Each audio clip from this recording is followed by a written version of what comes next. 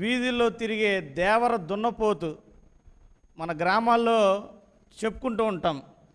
జాతర కోసము ఏ పని చేయనీయకుండా స్వేచ్ఛగా గ్రామాల్లో జాతర వచ్చేంతవరకు దున్నపోతును వదిలేస్తూ ఉంటాం.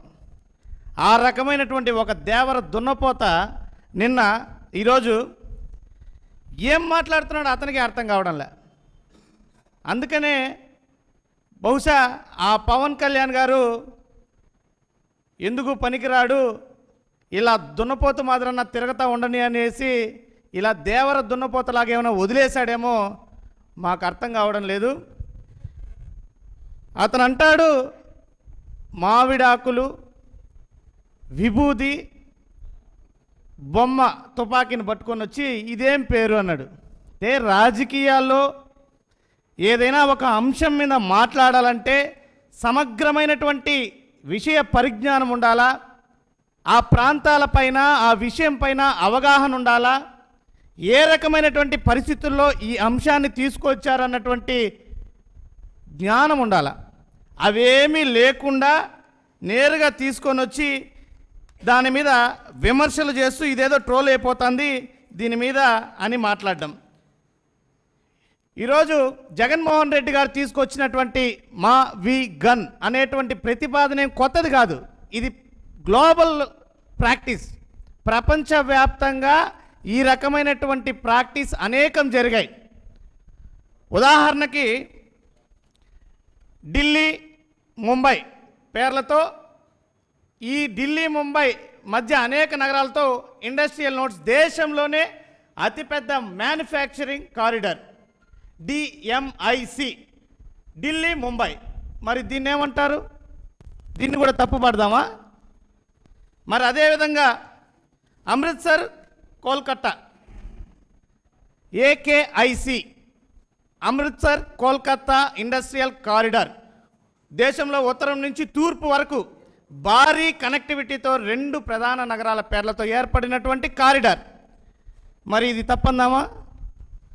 మరి అదేవిధంగా చెన్నై, బెంగళూరు ఈ 2 నగరాల కలయికతో ఆటోమొబైల్ టెక్నాలజీ హబ్బులను కలుపుతూ ఏర్పడినటువంటి కారిడార్ సిబిఐసి. మరి చూస్తే దేశంలోనే కాదు ప్రపంచవ్యాప్తంగా ఈ రకమైనటువంటి ప్రాక్టీస్తో మనం చూస్తే San corridor USA, San Francisco, San Diego మధ్యలో లాస్ ఏంజల్స్. ఈ కారిడార్ టెక్, ఎంటర్టైన్మెంట్, పోర్ట్స్ ఇవన్నీ కలిపి ఆల్ ఇన్ వన్ కారిడార్గా శాన్ కారిడార్ అన్నది ప్రసిద్ధం ప్రపంచంలోనే. మరి దీన్ని తప్పుపడదామా? మరి అదేవిధంగా బోస్టన్ ప్లస్ వాషింగ్టన్ పేర్లతో బోస్ వాష్ కారిడార్. ఈ 2 నగరాల కలయికతో న్యూయార్కు, ఫిలడెల్ఫియా వంటి మెగా సిటీ ప్రపంచంలోనే అతిపెద్ద urban corridor Bos Wash corridor. ఇవి కొన్ని ఉదాహరణలు మాత్రమే. ఈ రకంగా ప్రపంచవ్యాప్తంగా ఇంత ప్రాక్టీస్తో ముందుకెళ్తుంటే జగన్మోహన్ రెడ్డి గారు ఒక ముందు చూపుతో ఈరోజు మచిలీపట్నం నుంచి విజయవాడ, గుంటూరు ఈ ప్రధాన నగరాలన్నింటినీ కూడా కలుపుకుంటూ ఈ నగరాల మధ్యలో ఉన్నటువంటి భారీ జనాభా శాతం, దాదాపు 40 లక్షల పైచులకు జనాభా శాతము, అదేవిధంగా అక్కడ ఉన్నటువంటి వనరులు, పోర్ట్ అయితేనేమి, 110 కిలోమీటర్ల హైవే కనెక్టివిటీ కానీ, విజయవాడ లాంటి సిటీల్లో లాజిస్టిక్ కనెక్టివిటీ కానీ ఇవన్నిటినీ కూడా సమగ్రంగా వినియోగించుకొని త్వరితగతిన అభివృద్ధి చెందడానికి అవకాశం ఉన్నటువంటి విధానం అంటూ మేము ప్రతిపాదించాము అని చెప్పి మాట్లాడితే దానిని కూడా తప్పు పట్టడం ఎంతవరకు సమంజసం? మరి ఈరోజు రాజధాని పేరిట కొన్ని వేల కోట్ల రూపాయలని అవినీతి చేస్తూ దోపిడీ చేసుకుంటుంటే దాని మీద ఏ ఒక్కరు కూడా నోరెత్తరా? మరి గతంలో పవన్ కళ్యాణ్ గారు ఈ రాజధాని రాష్ట్ర ప్రజల కోసం కాదు, ఇది కొంతమందికే చెందినటువంటి రాజధాని అని మాట్లాడింది వాస్తవం కాదా? మరి ఆనాడు పవన్ కళ్యాణ్ గారి మతి భ్రమించి మాట్లాడారా? ఇది ప్రజా వ్యతిరేకం, రైతుల వ్యతిరేకం, ఈ రాజధానికి మేము వ్యతిరేకం అని మాట్లాడింది పవన్ కళ్యాణ్ గారే కదా. మరి ఆనాడు పవన్ కళ్యాణ్ గారికి మతి స్థిమితం సరిగా లేదనుకోవాలా? మరి ఈనాడు అది గొప్పదైపోయిందా? మరి కర్నూలు వ్యవహారంలో మాట్లాడుతూ మీరు హైకోర్టును తీసుకొస్తున్నారు. అయ్యా, కర్నూలు కాదు, ఉత్తరాంధ్ర, రాయలసీమ, కోస్తాంధ్ర అన్ని ప్రాంతాలు కూడా సమగ్రంగా ఒకే రీతిలో అభివృద్ధి చెందాలి, అన్ని ప్రాంతాల ప్రజలు కూడా లాభపడాలి అన్నటువంటి సంకల్పంతో జగన్మోహన్ రెడ్డి గారు తీసుకొచ్చినటువంటి ప్రతిపాదన. మరి ఈనాడు చంద్రబాబు నాయుడు గారు విశాఖకి వెళితే విశాఖని అభివృద్ధి బాటలో తీసుకెళ్తా, పరిశ్రమలు తీసుకొని వస్తా, ఇక్కడ ఇండస్ట్రీ హబ్గా మార్చేస్తానంటారు. విజయవాడకు వస్తే విజయవాడని మహానగరంగా తయారు చేస్తాను, ఇక్కడే అన్ని కంపెనీలు వచ్చేస్తున్నాయి, విజయవాడ అభివృద్ధి చెందుతుందంటారు. మరి రాయలసీమకు వస్తే రాయలసీమని సస్యశ్యామలం చేస్తున్నా, ఇదొక సింగపూర్ తరహాలో అభివృద్ధి చేస్తాము అని మాట్లాడతారు. అంటే చంద్రబాబు నాయుడు గారు మాట్లాడితే ఒక రకమైనటువంటి అభిప్రాయము, జగన్మోహన్ రెడ్డి గారు మాట్లాడితే మరొక రకమైనటువంటి అభిప్రాయాలు మీకు కలుగుతాయా? అంటే పవన్ కళ్యాణ్ గారికి చంద్రబాబు నాయుడు గారితో ఉంటే తప్పైనా కూడా ఒప్పైపోతుంది. చంద్రబాబు నాయుడు గారితో జత కడితే పవన్ కళ్యాణ్ గారు తప్పులను కూడా సమర్థించేటువంటి రీతిలో మారిపోతారు. మరి ఈరోజు జగన్మోహన్ రెడ్డి గారు తీసుకొచ్చినటువంటి మా వి గన్ అనేటువంటి పేరునే మీరు తప్పుపడుతున్నారే. మరి జగన్మోహన్ రెడ్డి గారు అనేక ప్రశ్నల్ని లేవనెత్తారు. రాజధానిలో 50,000 ఎకరాల భూమిని సేకరించారు, మరొక 50,000 ఎకరాల భూమిని సేకరించాలనుకుంటున్నారు. ఇన్ని వేల ఎకరాల్లో ఇప్పటికీ మీరు చేసినటువంటి అభివృద్ధి ఏమిటి అని ప్రశ్నించారు. ఒక్కరైనా సమాధానం చెప్పగలిగారా? మరి పక్క రాష్ట్రం తెలంగాణలో కట్టినటువంటి ఏదైతే అసెంబ్లీ సమావేశాల కోసం కట్టినటువంటి భవనం ఉందో దాని విలువ 600 కోట్ల రూపాయలు. మరి దేశ పార్లమెంటు కోసం నిర్మించినటువంటి భవనం విలువ 900 కోట్ల వరకు. మరి ఆంధ్ర రాష్ట్రంలో అమరావతిలో మాత్రం 1400 కోట్ల రూపాయలు ఎందుకు అని ప్రశ్నించారు. దానికి సమాధానం చెప్పగలుగుతున్నారా? సమాధానం లేదు. మరి ఈరోజు గతంలో మిమ్మల్ని నమ్మి భూములు ఇచ్చినటువంటి రైతులకు ఇప్పటికీ ఒక్కరికి ప్లాట్ చూపిలేదు, ఒక్క కాలనీకి రోడ్డు వేయలేదు. ఆ రైతుల బాధను మీరు పట్టించుకుంటున్నారా? మొన్నటికి మొన్న ఒక రైతు గుండెపోటుతో మరణించింది, వాస్తవం కాదా? మళ్ళీ ఇప్పుడు 50,000 ఎకరాల భూసేకరణకు తెగబడుతున్నారు. అంటే మీరు మీ స్వలాభం కోసం, స్వార్థ రాజకీయ ప్రయోజనాల కోసం ప్రజలను మభ్యపెడుతుంటే చేతులు ముడుచుకొని కూర్చోవాలనేటువంటి ఉద్దేశంతో మీరున్నారా అని మేము ప్రశ్నిస్తున్నాం. మరి ఈరోజు శాసన ప్రక్రియను కూడా అనుసరించకుండా, శాసన మండలిలో తీర్మానాన్ని ప్రవేశపెట్టకుండా నేరుగా మీరు పార్లమెంటుకి ఆమోదం కోసం పంపడం చూస్తుంటే, మీరు శాసన మండలిలో కానీ తీర్మానాన్ని ప్రవేశపెడితే అది తీర్మానం ఆమోదం చెందదు అని భయపడ్డారు. కాబట్టి వైఎస్ఆర్ కాంగ్రెస్ పార్టీకి మీరు భయపడ్డారు కాబట్టి శాసన మండలిలో ఈ యొక్క బిల్లును ప్రవేశపెట్టలేకపోయారు.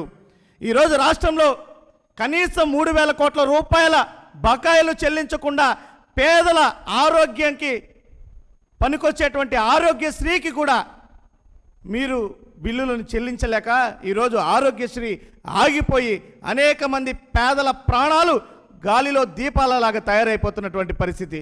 మరి పసిపిల్లలు ఈరోజు పుంగునూరులో ఒక ప్రభుత్వ పాఠశాలల ఆహారంలో బల్లి ప్రత్యక్షమైంది. 20 నెలల కాలంగా అనేక రకాలైనటువంటి ఫుడ్ పాయిజన్ కేసులు. మొన్నటికి మొన్న నారా లోకేష్ గారి క్షమాపణ చెప్పారు. పిల్లలు చెత్తబుట్టలో పడేస్తున్నారు భోజనాన్ని.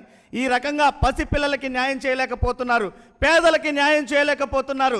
రాష్ట్ర పాలనని గాలి కొదిలేసి కేవలం మీ యొక్క స్వార్థ ప్రయోజనాల కోసమే అమరావతి అమరావతి అమరావతి అంటూ ఈరోజు అమరావతిలో 1,000 కోట్ల అప్పు, దాదాపు 47,000 కోట్లకు పైచిలకు అప్పులు చేశారు. మరి రాష్ట్ర బడ్జెట్లో నుంచి నిధులు కేటాయిస్తున్నారు. మరి చంద్రబాబు నాయుడు గారు మీరే చెప్పారు కదా, Amaravati self sustain city, self capital city, సంపద సృష్టిస్తుంది అమరావతి అన్నారు కదా. మరి ఇన్ని 1,000 కోట్ల అప్పులు రాష్ట్ర ప్రజలందరి మీద ఎందుకు పడాలి? మరి మీరు 1.5 లక్షల నుంచి 2 లక్షల కోట్ల రూపాయల ప్రణాళికలు తీసుకొచ్చారు. జగన్మోహన్ రెడ్డి గారు ప్రతిపాదించినటువంటి మచిలీపట్నం, విజయవాడ, అదేవిధంగా గుంటూరు, ఈ నగరాలలో మీరు కానీ ఒక గ్రోత్ కారిడార్ని ఏర్పాటు చేసి అక్కడ దాదాపు 10 నుంచి 20 వేల కోట్ల రూపాయలతోనే అభివృద్ధి ప్రణాళికలు తయారు చేస్తే రాష్ట్ర ప్రజల మీద ఆర్థిక భారం తప్పుతుంది కదా అని మాట్లాడితే మీ అవినీతికి ఆస్కారం ఉండదు కాబట్టి, మీకు దోపిడీ చేసుకోవడానికి అవకాశం ఉండదు కాబట్టి దానిని మీరు ఇష్టారీతన విమర్శించడం. ఈరోజు మిమ్మల్ని ప్రజలు నమ్మే అధికారాన్ని ఇస్తే ఏ ఒక్క వర్గానికి కూడా సరైనటువంటి న్యాయం చేయకపోగా మీరు ఇచ్చినటువంటి హామీలను సంపూర్ణంగా ఒక్కటి కూడా అమలు చేయలేకుండా కోతల మీద కోతలతో పెన్షన్లు ఇస్తున్నారు. ఆడబిడ్డకి ఆశ చూపి 1500 రూపాయలు ఎగనామం పెట్టారు. నిరుద్యోగులకి నెల నెల నిరుద్యోగ భృతి ఇస్తాం, 20 లక్షల ఉద్యోగాలు తెప్పించేస్తామని మాట్లాడి, అయ్యా నా కుమారుడు డిగ్రీ చదివాడయ్యా, ఒక ఉద్యోగం ఇప్పించిందంటే ఆటో ఇప్పించండి అతనికి అంటూ ఒక డిగ్రీ చదివినటువంటి విద్యార్థికి మీరు చూపేటువంటి మార్గం ఆటో తొలమన. ఇదేనా మీ విజనరీ చంద్రబాబు నాయుడు గారు? 3 సార్లు ముఖ్యమంత్రిగా పనిచేసి ఇప్పుడు 4వసారిగా ముఖ్యమంత్రి అయినటువంటి మీరు డిగ్రీ చదువుకున్నటువంటి విద్యార్థి ఆటో నడపాలన్నదా మీ యొక్క విజన్? మరి ఇలాంటి విజన్తో మీరు అమరావతిని ఏ రకంగా అభివృద్ధి చేస్తారు? ఇప్పటి వరకు 100 కోట్లు 1000 కోట్ల రూపాయలు అక్కడ మొలిచిన కంప చెట్లను, అక్కడ చేరినటువంటి మురుగు నీరును తీయడానికే సరిపోతుంటే, మరి రాష్ట్ర ప్రజలు ఇప్పటికే మీ పాలనలో 3,37,000 కోట్లకు పైచిలకు అప్పు అయిపోతే మీరు చేసేటువంటి అప్పుల భారం రాష్ట్ర ప్రజల పాలిట శాపంగా మారదా? రాష్ట్ర అభివృద్ధి కుంటుపడదా? రాష్ట్రం మరొక 20 ఏళ్ళు వెనక్కి వెళ్ళదా? ఇందుకేనా మీకు ప్రజలు నమ్మే అధికారం ఇచ్చింది? దయచేసి ఇప్పటికైనా మీ యొక్క ఆలోచన తీరును మార్చుకొని, ఏదైతే ఎన్నికల సమయంలో మీరు మీ పార్ట్నర్ పవన్ కళ్యాణ్ గారు, అదేవిధంగా మీకు మద్దతు తెలిపినటువంటి కేంద్ర ప్రభుత్వం ఎన్నికల సమయంలో ఇచ్చినటువంటి అన్ని హామీలను సంపూర్ణంగా అమలు చేయాలని, లేనటువంటి పక్షంలో ఇప్పటికే వైఎస్ఆర్ కాంగ్రెస్ పార్టీ చేసినటువంటి పోరాటాల ఫలితంగా ఇప్పటికైనా అరాకొరగా మీరు హామీలను, పథకాలను అమలు చేస్తున్నారు. పూర్తి స్థాయిలో మీ యొక్క హామీల అమలుకై ఖచ్చితంగా పోరాటాల బాటన పడతాం.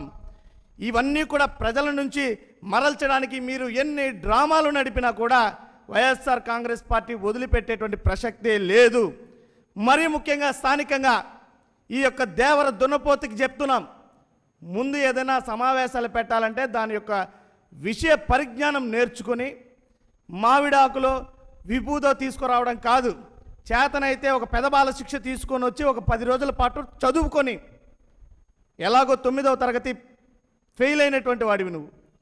కాబట్టి ఇప్పటికైనా మంచి బుద్ధిని తెచ్చుకొని రాజకీయాలంటే ఏంటి, సమకాలీనటువంటి అంశాలంటే ఏమిటి, రాష్ట్ర ఆర్థిక పరిస్థితి అంటే ఏమిటి, రాష్ట్ర అభివృద్ధికి దోహదపడేటువంటి అంశాలేమిటి, ఇలాంటి విషయాల పట్ల సమగ్రంగా శిక్షణ పొంది ఆ తర్వాత మాట్లాడాలని చెప్పి మేము హితవు పలుకుతున్నాం.